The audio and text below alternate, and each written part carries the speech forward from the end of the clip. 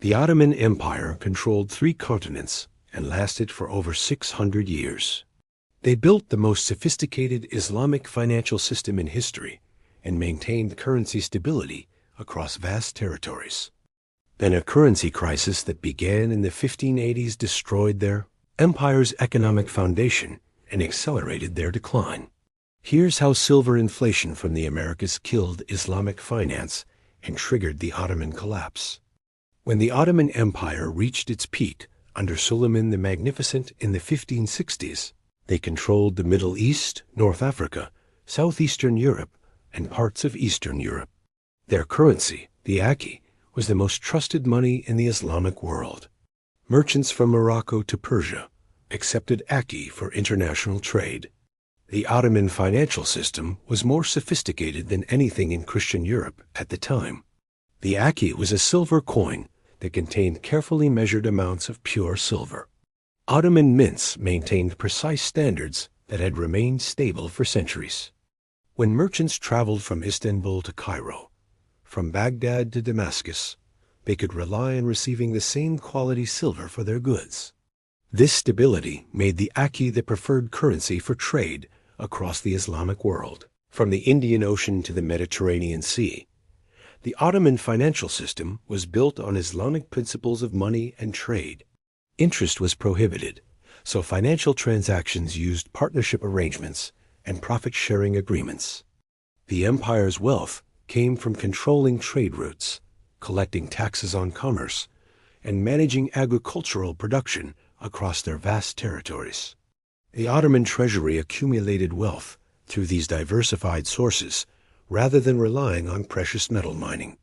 Everything changed when Spanish silver began flooding global markets in the 1580s. The massive influx of silver from Potosi and other American mines created what historians call the silver inflation. Silver became so abundant that its value began declining rapidly across the Islamic world. The Ottoman Empire, which had maintained stable silver currency for centuries, suddenly found their money losing purchasing power. The problem wasn't just inflation. It was the collapse of the entire monetary system that had supported Islamic commerce for centuries. Merchants who had accepted Aki at par value now demanded premium rates. International trade became unstable as currency values fluctuated wildly. The Ottoman government faced a choice: either maintain their traditional monetary standards or debase their currency to match the new reality. The Ottoman sultans chose to debase their currency. They began reducing the silver content of the Aki while maintaining the same face value. Initially, this seemed to solve the problem. Ottoman coins appeared to maintain their purchasing power despite global silver inflation. However, this was an illusion created by reducing the actual silver content while keeping the nominal value the same. By the 1590s, the Aki contained only half the silver it had contained a century earlier. Ottoman merchants and officials noticed the difference immediately. Foreign merchants refused to accept Ottoman coins at face value. Local markets began using alternative currencies like European thalers or Persian silver coins. The official monetary system was collapsing from within while appearing stable on the surface. The currency debasement created cascading effects throughout the Ottoman economy. Artisans who had been paid in silver found their wages buying less and less goods. Government employees received the same nominal salaries but could afford fewer necessities.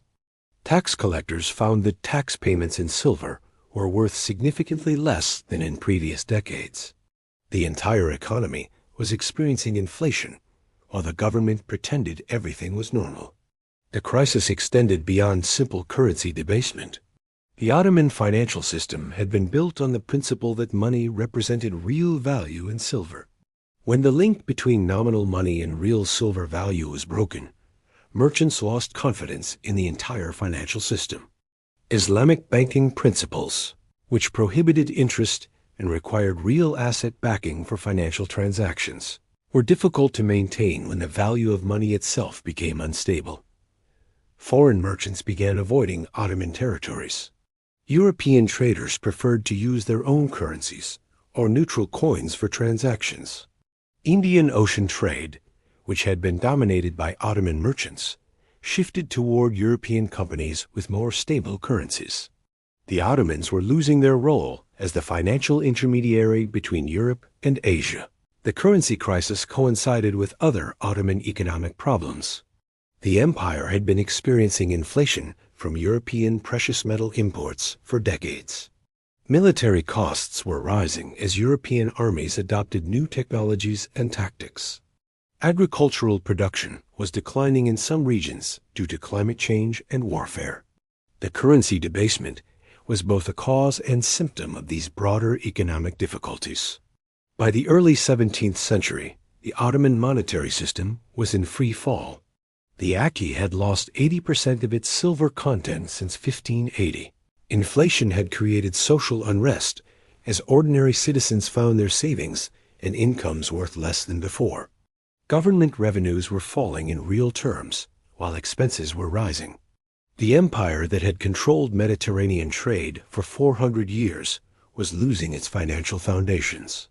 The Ottoman response was typically authoritarian rather than reformist. They imposed strict controls on currency exchange and international trade. They tried to force merchants to accept Ottoman coins at face value through legal penalties. They attempted to restore the original silver content of the Aki through decree. None of these measures addressed the underlying problem of global silver inflation. European powers took advantage of Ottoman monetary weakness. Venice, Genoa, and other Italian city-states began issuing silver coins specifically for trade with the Ottoman Empire. These coins contained standardized amounts of silver and were accepted throughout the Mediterranean. European merchants gained advantages in Ottoman markets because their currencies maintained stable value while Ottoman money fluctuated wildly. The monetary crisis weakened Ottoman political authority. Provincial governors began issuing their own currencies with even lower silver content. Local communities started using foreign coins exclusively for major transactions. The central government's ability to control economic policy across their vast territories was diminishing as their currency lost credibility. By the 1640s, the Ottoman Empire had essentially lost control of their monetary system.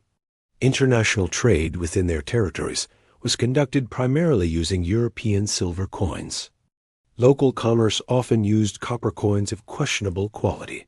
The sophisticated Islamic financial system that had supported the empire for centuries had been replaced by a patchwork of unstable currencies. The economic decline accelerated political fragmentation.